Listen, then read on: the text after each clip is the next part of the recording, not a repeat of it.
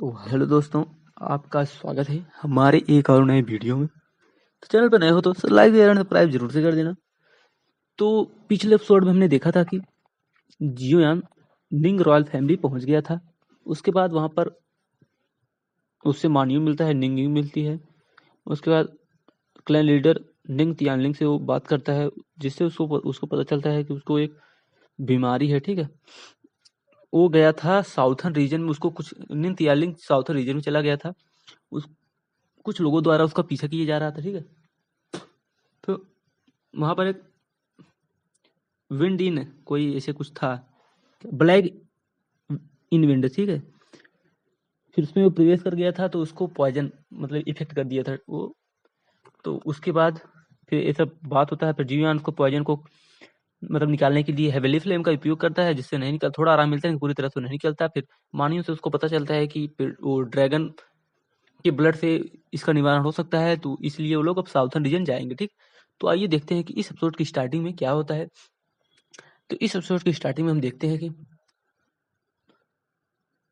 मानियन के साथ southern spirit realm जाने का विचार अचानक जियोयान के मन में बिजली की तरह कौंधा। चूंकि वह यह शब्द पहले ही बोल चुका था, इसलिए पीछे हटने का प्रश्न ही नहीं उठता था। साउथर्न स्पिरिट रियलम में उसका सामना अनेक चुनौतियों से होना निश्चित था, और वहां के ड्रैगन क्लैन से टकराव तो लगभग तय ही था। मानियन का साथ उसे केवल सहारा ही नहीं बल्कि रणनीतिक विकल्प भी प्रदान कर सकता था। क्षण क्षण भर के लिए वातावरण स्थिर हो गया, मानो डेस्टिनी स्वयं इस निर्णय की गूंज को सुन रही हो। चर्चा के बाद दोनों ने मिलने की तिथि निश्चित की। अगले कुछ दिनों तक जियोयान निंग रॉयल फैमिली में ठहरा और राजसी आतिथ्य का आनंद लिया। वह कई बार निंग तियानलिंग से भी मिला। जब निंग तियानलिंग को उनके साउथर्न स्पिरिट रिलम जाने की योजना का पता चला तो उसने केवल एक गहरी आंख भरी और मौन धारण कर लिया। हालांकि सबके लिए यह स्पष्ट था कि मानियन की उपस्थिति ने निंग तियानलिंग और निंग इंग के बीच वर्षों से जमी बर्फ को पिघला दिया था। महल की शांत दीवारों के भीतर संबंधों की जमी हुई दरारें धीरे धीरे भरने लगी। इन्हीं दिनों में जियोयान ने हार्ट मंत्रा के अभ्यास से लगी चोटों को पूर्णतः ठीक कर लिया। अन्य तीन मंत्रास के संतुलन के कारण हार्ट मंत्रा अब स्थिर था। उसने हेवनली फ्लेम और अर्थ स्क्रिप्चर का भी गहन अध्ययन किया। ध्यान के दौरान उसके चारों ओर सूक्ष्म ऊर्जा तरंगे घूमती, जैसे वाइड स्वयं उसकी श्वास के साथ लय मिला रहा हो। अब तक 5 एम्परर फ्लेम्स और अर्थ स्क्रिप्चर के तीनों खंड बैगनी सुनहरे अंश के भीतर मतलब पर्पल गोल्डन फ्रेगमेंट के भीतर स्थित विशाल बुक में अंकित हो गए थे। जब सभी एम्पर फ्लेम्स और अर्थ स्क्रिप्चर्स एकत्रित हो जाएंगे तब कम्बसेस फ्लेम मंत्रा का वास्तविक रहस्य उद्घटित होगा। पर्पल गोल्डन आभा समय समय पर हल्के कंपन के साथ चमक उठती, जैसे किसी प्राचीन सत्ता का हृदय धीरे धीरे जागृत हो रहा हो। प्रत्येक अर्थ स्क्रिप्चर अद्वितीय था। ब्लड फ्लाटर स्क्रिप्चर ने झाई हुआइयों को हार्ट मंत्रा को पुनर्जीवित करने की क्षमता दी थी। फ्लेम सावरेन ने अपने फायर एम्पर स्क्रिप्चर से इतिहास में अमीर छाप छोड़ी थी। रेडियंट हेवन स्क्रिप्चर तो मिडल हेवन डायनेस्टी की सर्वोच्च कल्टीवेशन टेक्निक बन चुका था, किंतु ये सभी अब पर्पल गोल्डन फ्रेगमेंट में समाहित थे, जिससे उस महान ग्रंथ की शक्ति तो बढ़ी पर जियोयान को प्रत्यक्ष लाभ नहीं मिला। उसकी उंगलियां उस ग्रंथ पर ठहरती, पर भीतर छिपी शक्ति मानो अभी उसे स्वीकार करने को तैयार नहीं थी। एम्पर फ्लेम के साथ भी स्थिति विचित्र थी। हेवनली वनरेबल रियलम में प्रवेश करने के बाद जियोयान ने अनुभव किया कि एम्पर फ्लेम अपनी पूर्ण शक्ति प्रदर्शित नहीं कर पा रही थी। सामान्यतः हेवनली पाथ की शक्ति से सशक्त एम्पर फ्लेम अपनी वास्तविक क्षमता में प्रकट होनी चाहिए थी, परंतु उसके हाथों में वह केवल आधी शक्ति तक सीमित प्रतीत हो रही थी। क्या यह पर्पल गोल्डन फ्रेगमेंट का दमन था? उसकी हथेली में नृत्य करती फ्लेम मानो किसी अदृश्य बंधन से जकड़ी हुई थी। वर्तमान में वह व्हाइट लार रिलम के प्रारंभिक इनिशियल स्टेज पे था। उसे विश्वास था कि व्हाइट लार रिलम की महान पूर्णता प्राप्त कर चुके किसी भी विशेषज्ञ को वह पराजित कर सकता है। किंतु यदि प्रतिद्वंद्वी वाइड सेंट रीलम में हो तो परिस्थिति उसके विरुद्ध हो सकती थी। सेंट शब्द मनुष्य और देवत्व के बीच गहरी खाई खींच देता है। फिर भी यदि एम्परर फ्लेम की पूर्ण शक्ति उसके नियंत्रण में होती तो वाइड सेंट रीलम का सामना करना असंभव नहीं था। एम्परर फ्लेम अर्थ हेमन अर्थ की पवित्र सत्ता थी। उसकी वास्तविक शक्ति अवश्य ही वर्तमान से अधिक होनी चाहिए। जब कोई समाधान न मिले तो जियोयान ने अस्थायी रूप से इस विचार को त्याग दिया। यदि उसके पास वाइड सेंट रीलम को भी हिला देने की शक्ति होती तो सोल डोमेन के प्रकट के पश्चात वह निसंकोच स्टार डोमेन होते हुए हेवन डोमेन की ओर बढ़ सकता था। वाइड ला रीलम में प्रवेश करने के बाद ही उसे ज्ञात हुआ कि हेवन डोमेन समझे वो, मतलब वो जहाँ पर गार्जियन रहते हैं स्टार डोमेन के ऊपर, ठीक है, उसको क्या बोलते हैं यार, मेरे को याद नहीं आ रहा, तो अभी उसको हम लोग हेवन डोमेन ही बोलेंगे, ठीक है, जहाँ मतलब गार्जियंस रहते हैं। जैसे इधर रहते हैं मिंगयान डिवाइन डोमेन में रहते हैं, फिर सेंट्रल डोमेन में भी है, नहीं सेंट्रल डोमेन गार्जियन नहीं है, लगभग बैटल डोमेन में गार्जियंस, ठीक है। चलिए आगे बढ़ते हैं। हुआ कि हेवन डोमेन के तथाकथित सुप्रीम सेंट्स में से अधिकांश वास्तव में केवल वाइड सेंट्स थे। यदि सचमुच इतने सुप्रीम सेंट्स होते तो मून ब्रश के सामने स्वर्ग इतना असहाय कैसे होता, यह प्रश्न उसके मन में गूंजता रहा। 5 दिन बाद जियोयान और मानयून साउथर्न स्पिरिट रीलम की ओर प्रस्थान कर गए। स्पिरिचुअल रीजन्स अत्यंत विशाल थे। नॉर्दर्न स्पिरिट रीजन से साउथर्न स्पिरिट रीलम तक की यात्रा लंबी और जटिल थी, सुरक्षा अवरोधों से भरी हुई। यद्यपि वाइड ला रीलम में अंतरिक्ष को चीर कर यात्रा करना संभव था, किंतु अंतरिक्ष की अस्थिरता और आसन परिवर्तन की आहट ने जियोयान को सावधान कर दिया। साथ ही मानियन अभी हेवनली ला रीलम में था, इसलिए उन्हें अपनी गति और टेलीपोर्टेशन एरे पर निर्भर रहना पड़ा। प्रत्येक बार टेलीपोर्टेशन एरे के सक्रिय होते ही प्रकाश फैलता और फिर सब कुछ शून्य की निशब्दता में विलीन हो जाता। इसी समय सेंट्रल डोमेन की मिडिल हेवल कैपिटल के बाहर एक अन्य कथा प्रारंभ हो रही थी। एक युवक फटे पुराने भूरे चोंगे में झोंग तियांडू से बाहर निकला। उसके काले बाल झरने की तरह लहरा रहे थे, चेहरा तीक्ष्ण था और आंखों में टूटते तारों की चमक थी। उसके व्यक्तित्व से स्वाभिमान और प्रभुत्व की आभा फूट रही थी। उसके प्रत्येक कदम के साथ वातावरण में अदृश्य दबाव फैल रहा था। उसने पीछे मुड़कर विशाल कैपिटल की ओर देखा और उपेक्षा से कहा, मिडल हेवल डायनेस्टी का रेडियंट हेमन स्क्रिप्चर इससे अधिक कुछ नहीं है। उसने अपनी डिवाइन पावर्स में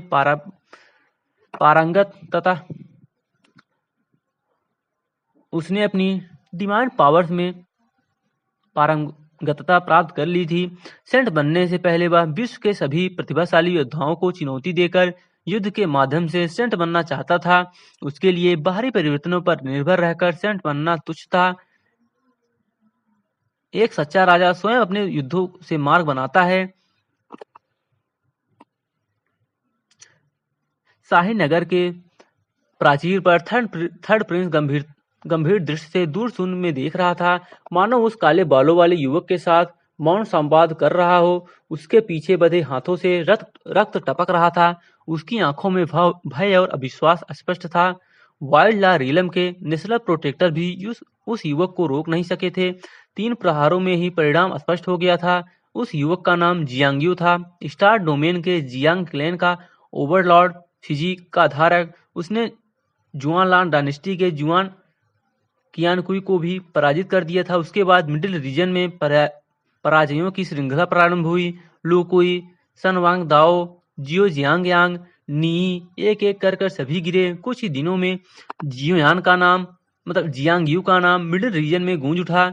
दशकों तक मौन रहने के बाद यह शक्ति ऐसे लौटी थी मानो आकाश स्वयं फट पड़ा हो। अब सबकी दृष्टि थर्ड प्रिंस और चू दायो पे टिक गई। संघर्ष अपरिहार्य था।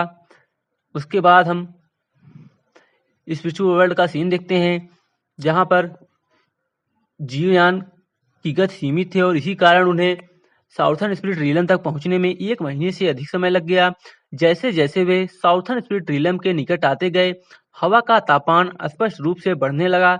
यहाँ तक कि ऐसी भी अफवाहें प्रचलित थी कि इस भूमि के कुछ भागों में कभी रात्रि नहीं होती।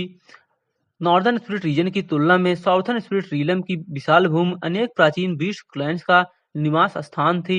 इन बीस्ट क्लैंस में 4 स्केर्ड स्पिरिट के शुद्ध वंश भी सम्मिलित थे।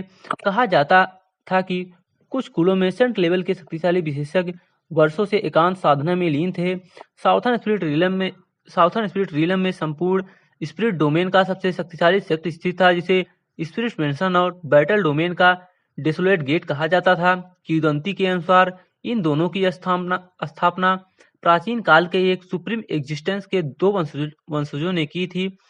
कालांतर में ये दोनों शक्तियां अपने अपने क्षेत्रों में दैत्याकार बन गई, किंतु उनके बीच का संबंध बहुत पहले ही विच्छिन्न हो चुका था।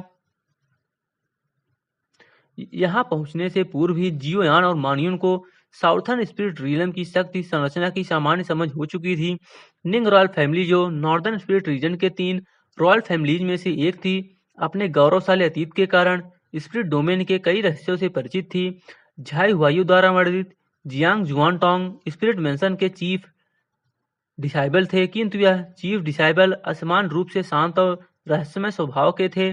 सामान्यतः स्पिरिट मेंशन का चीफ डिसाइबल वही बनता है जिसकी प्रतिभा पूरे साउथर्न स्पिरिट रीजन में प्रसिद्ध हो, किंतु जियांग जुआनटोंग का विवरण प्राचीन अभिलेखों में अत्यंत संक्षिप्त था, मानो उसके बारे में जानबूझकर अधिक जानकारी छिपाई गई हो। मानियन ने धीमी आवाज में कहा, जियांग जुआनटोंग असाधारण प्रतिभा के धनी हैं। जब उन्होंने स्पिरिट मेंशन में प्रवेश किया तो उनकी प्रतिभा 10,000 वर्षों में भी दुर्लभ मानी गई। केवल 5 वर्षों में वे चीफ डिसाइबल बन गए। 3 वर्षों बाद उन्होंने पूर्व चीफ डिसाइबल को पराजित कर साउथर्न स्पिरिट रीजन की युवा पीढ़ी में सर्वोच्च स्थान प्राप्त कर लिया, किंतु 10 वर्षों से अधिक समय से वे लापता हैं। कोई नहीं जानता कि वे किस रीजन तक पहुंच चुके हैं। उसने आगे जोड़ा, चीफ डिसाइबल का पद वर्षों से नहीं बदला है। इसका अर्थ है कि जियांग जुआनटोंग का स्थान अडिग है और कोई भी उन्हें प्रतिस्थापित नहीं कर सका। जियोयान ने शांत भाव से सिर हिलाया।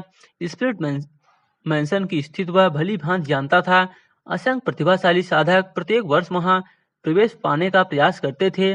चीफ डिसाइबल का पद केवल 4 लिनेजेस के लिए उपलब्ध था और उसके लिए संघर्ष अत्यंत तीव्र होता था। फिर भी जियांग जुआनटोंग का स्थान वर्षों से अचल था, मानो ताई माउंटेन की भांति स्थिर। झाई हुआयू के शब्द से स्पष्ट था कि वह जियांग जुआनटोंग से प्रभावित था। झोउ यी के अनुसार जियांग जुआनटोंग का संबंध बिंगयांग एंशिएंट ड्रैगन क्लैन के प्रिंस से भी था और उनकी शक्ति संभवतः हेवनली लेवल तक सीमित नहीं थी। हर रीजन में अपने अति प्रतिभाशाली योद्धा होते हैं। दिवंगत झाई हुआयू की तुलना में जियांग जुआनटोंग किस स्तर तक पहुंचे हैं, यह रहस्य था। जियोयान और मानियन का गंतव्य वन स्वॉर्ड हेवनली पैवेलियन था, जो स्पिरिट मेंशन की 4 शाखाओं में से स्वॉर्ड लॉर्ड लाइनेज का केंद्र था। इसकी स्थापना स्वॉर्ड लॉर्ड गाओ जिंकिंग ने की थी, जो इस पीढ़ी के 4 चीफ डिसाइबल में से एक थे। स्पिरिट मेंशन के समर्थन से वन स्वॉर्ड हेवनली पैवेलियन की शक्ति निरंतर बढ़ रही थी। स्पिरिट मेंशन की 4 लिनेजेस के चीफ डिसाइबल्स क्रमशः sword Lord, blade emperor, ruler vulnerable और हाल्बर्ट किंग कहलाते थे। प्रत्येक पीढ़ी इन्हीं उपाधियों को धारण करती थी। वर्तमान स्वॉर्ड लॉर्ड गाओ जिंकिंग पिछले 100 वर्षों में स्वॉर्ड लिनेज के सबसे प्रतिभाशाली व्यक्ति माने जाते थे। कहा जाता था कि विश्व परिवर्तन के समय वे स्वॉर्ड पाथ के माध्यम से सेंट बन सकते हैं। वन स्वॉर्ड हेवनली पैवेलियन दूर से उल्टे पर्वत के शिखर के समान प्रतीत होता था, मानो एक विशाल तलवार आकाश को चीर रही हो। हजारों मील दूर से उसकी तीक्ष्ण और प्रचंड स्वॉर्ड ऑरा अनुभव की जा सकती थी। एज्योर लोटस स्वॉर्ड शक्ति की स्वॉर्ड ऑरा जहां शांत और अलौकिक थी, वहीं वन स्वॉर्ड हेवनली पैवेलियन निर्मम वध की भावना उत्पन्न करता था। एक ही बार में जीवन और मृत्यु का निर्णय हो सकता था। गाओ जिंकिंग को ढूंढने का मुख्य उद्देश्य जियांग जुआनटोंग के ठिकाने का पता लगाना था। साउथर्न स्पिरिट रीजन की विशाल भूमि में ड्रैगन क्लैन को खोजना लगभग असंभव था। डार्क फ्लेम एंशिएंट ड्रैगन के लिटिल प्रिंस के बारे में केवल जियांग जुआनटोंग ही जानकारी रखते थे, अतः उन्हें उसी पर निर्भर रहना था। साउथर्न स्पिरिट रीजन में उन्होंने एक किंवदंती तय किया था। यहाँ शिष्टाचार नहीं, केवल शक्ति ही सम्मान दिलाती है। यदि वे स्पिरिट मेंशन की सीमा में अपनी शक्ति प्रदर्शित न करे तो उनकी यात्रा व्यर्थ हो सकती थी। जैसे ही जियोयान और मानियोन ने वन शॉट हेवनली पेविलियन के क्षेत्र में प्रवेश किया, गहरे पर्वतों से एक आकृति प्रकट हुई। वह युवक श्वेत वस्त्रों में था, मुखमंडल कोमल किंतु दृष्टि में घमंड स्पष्ट था। वह गाओ जिंकिंग था। उसने कोल्ड स्वर में कहा, तुम दोनों बिना किसी आवरण के अपनी आभा प्रदर्शित करते हुए यहाँ प्रवेश कर रहे हो। क्या तुम स्पिरिट मेंशन की स्वॉर्ड लॉर्ड लिनेज को तुच्छ समझते हो? गाओ जिंकिंग के हाथ पीछे बंधे थे। केवल 6 वर्षों में उसने अनगिनत प्रतिभाओं को पीछे छोड़ स्वॉर्ड लॉर्ड का पद प्राप्त किया था और 5 वर्षों से कोई भी उसे चुनौती देने का साहस नहीं कर पाया था। जियोयान मुस्कुराया और शांत स्वर में बोला, यदि हम इतना स्पष्ट संकेत ना देते तो पवेलियन मास्टर गाओ बाहर क्यों आते? उसकी दृष्टि स्थिर थी। वह अनुभव कर सकता था कि गाओ जिंकिंग अभी वाइल्ड ला रिलम में प्रवेश कर चुके थे और इतनी कम आयु में यह उपलब्धि विलक्षण थी। मानियन ने गंभीर स्वर में कहा, हमें जियांग जुआन टोंग से कुछ पूछना है। यदि आप उनके ठिकाने की जानकारी दें तो हम आभारी रहेंगे। गाओ जिंकिंग ने क्षण भर जियोयान को देखा। वह स्पष्ट रूप से महसूस कर सकता था कि उसके सामने खड़ा यह व्यक्ति उससे अधिक शक्तिशाली था। उसने शांत स्वर में कहा, बद्र जियांग स्वतंत्र स्वभाव के हैं, मुझे उनके ठिकाने की जानकारी नहीं। जियोयान ने बिना झिझक उत्तर दिया, यदि ऐसा है तो मैं स्पिरिट मेंशन की स्वॉर्ड लॉर्ड लिनेज का स्वॉर्ड लॉर्ड बन जाता हूँ। तुम मुझे जियांग जुआंग टोंग के बारे में जानकारी अवश्य मिलेगी।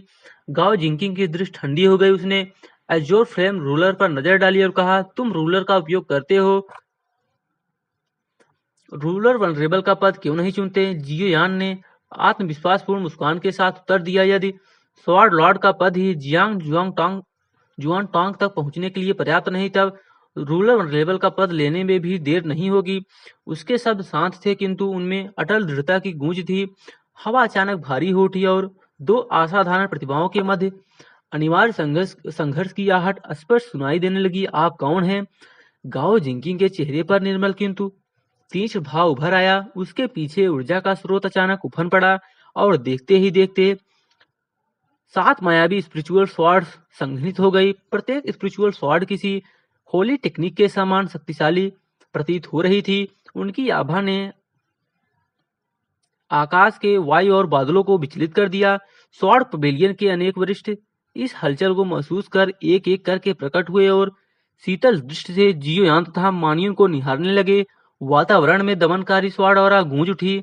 मैं जियोयान हूं, मैं केवल जियांग जुआन टोंग के बारे में जानकारी चाहता हूं। वन शॉट हेवनली पवेलियन का अपमान करने का मेरा कोई इरादा नहीं है।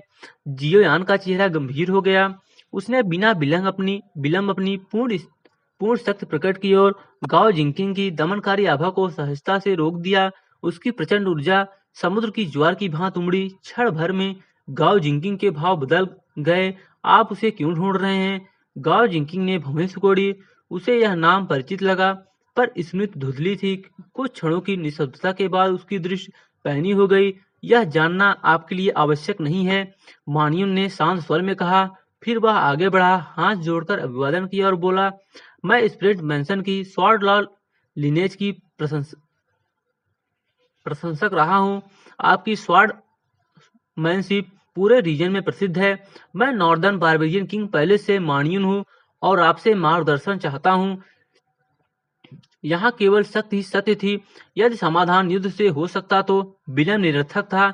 यदि मानियन हेवनली ला रिलम में था, उसकी वास्तविक शक्ति साधारण नहीं थी। वन शॉट हेवनली पवेलियन के एक वृद्ध ने दाढ़ी सहलाते हुए कहा, नॉर्दर्न बारबेरियन किंग पैलेस भी आ गया है। क्या यह सेंट बनने की यात्रा से पूर्व प्रतिभाओं का परीक्षण है? पर्पल वस्त्रधारी एक अन्य एल्डर ने गंभीर दृष्टि से पूछा, एल्डर चू, आपका आशय क्या है? एल्डर चू ने गहरी आवाज में कहा, स्पिरिट मैंसन से समाचार मिला है कि ईस्टर्न स्पिरिट डोमेन और वेस्टर्न स्पिरिट डोमेन के कई प्रतिभाशाली योद्धा बाहर निकल चुके हैं। उनके युद्धों का पैमाना अकल्पनीय है। आउटर डोमेन में भी अज्ञात प्रतिभाएं प्रकट हो रही हैं। स्पिरिट मेंशन को यह भी सूचना मिली है कि विश्व में महान परिवर्तन आने वाला है। कुछ प्रतिभाशाली लोग इस अवसर का उपयोग सेंट बनने की संभावना बढ़ाने के लिए कर रहे हैं। उनकी दृष्टि जियोयान, मानियन और गाओ जिंकिंग पर पड़ी।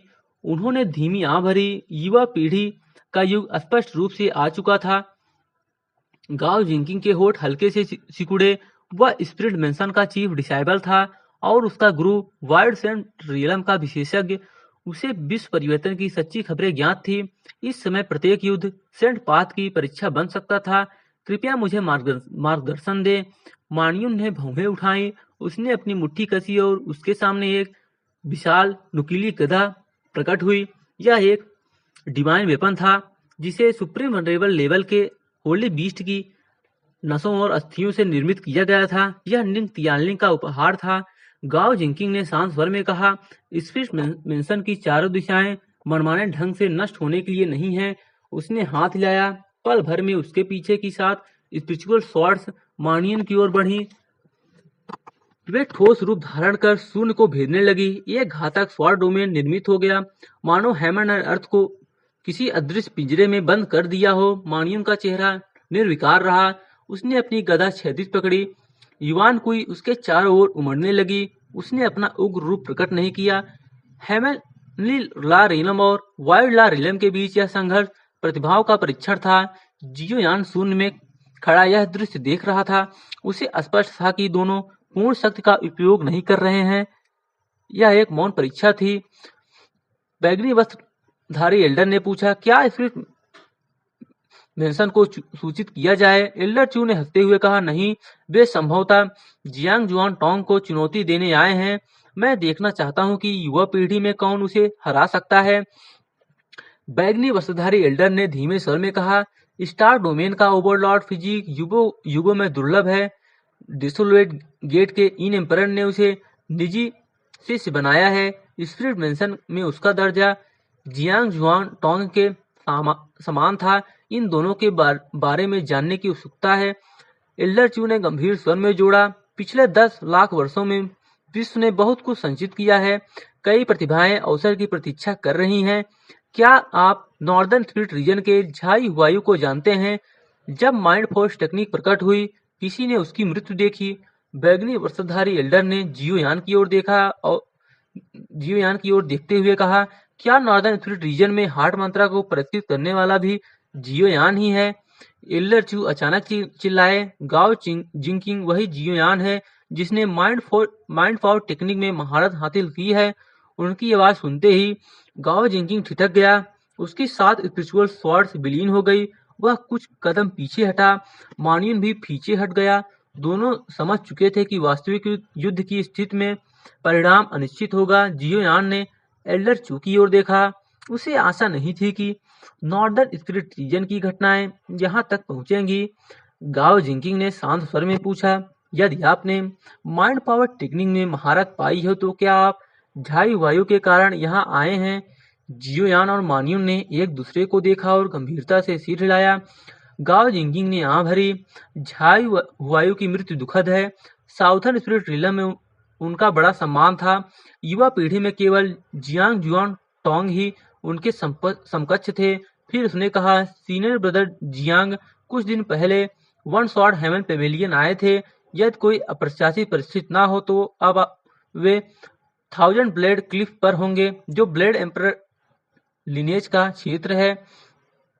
उसके होठों पर हल्की मुस्कान उभरी। जब आप सीनियर ब्रदर जियांग से मिले तो झाई वायु के साथ अपने संबंध का उल्लेख मत कीजिए, अन्यथा शायद आप जीवित वापस न लौटे। मानियन ने व्यंग से कहा, यदि जियोयान ने माइंड पावर टेक्निक में महारत प्राप्त की है तो आप उसे झाई वायु से हीन कैसे मान सकते हैं? यदि जियांग जुआन टोंग झाई वायु का सामना नहीं कर सकता तो वह जियोयान का प्रतिद्वंदी कैसे होगा? नॉर्दर्न बारबेरियन किंग पैलेस में जियोयान की शक्ति ने मानियन को प्रभावित किया था। वाइड सेंट रिलम के विशेषज्ञ को हराना साधारण बात नहीं थी। गाओ जिंकिंग ने शांत स्वर में उत्तर दिया, यदि झाई वायु ने हार्ट टेक्निक पर प्रहार करने के लिए स्वयं को बलिदान न किया होता तो क्या वह बच निकलता? मानियन क्रोधित हो उठा, पर जियोयान ने उसे रोक दिया। जियोयान मुस्कुराया, यदि आप ऐसा मानते हैं तो ठीक है। मैं जियांग जुआंग को ढूंढने आया हूँ, युद्ध करने नहीं। सूचना देने के लिए धन्यवाद। यदि 1000 ब्लेड क्लिफ पर वह न मिले तो हम पुनः लौटेंगे। उसने हंसते हुए प्रस्थान किया। मानियन भी पीछे चला गया। उनके जाने के बाद एल्टर चू ने पूछा, गाओ जिंगिंग, आपने ऐसा क्यों कहा? जियोयान की शक्ति स्पष्ट रूप से झाई हुआयु से कम नहीं। गाओ जिंकिंग मुस्कुराया, उसकी आंखों में कोल्ड चमक थी। मैं चाहता हूं कि वह जियांग जुआंग टोंग से लड़े। उसके पास माइंड पावर टेक्निक है। जियांग जुआन टोंग उसे गंभीर चुनौती समझेगा। मैंने जानबूझकर उसे उकसाया है। यदि वे मिलते हैं तो यह युद्ध देखने योग्य होगा। उसकी दृष्टि दूर शून्य में स्थिर हो गई। जियोयान के अंतिम शब्दों में छिपी चेतावनी वह समझ चुका था। यह व्यक्ति साधारण नहीं था। तो दोस्तों, आज के लिए बस इतना ही। तो वीडियो पसंद आया हो तो लाइक शेयर एंड सब्सक्राइब जरूर से कर देना। तो धन्यवाद, मिलते हैं अगले एपिसोड में।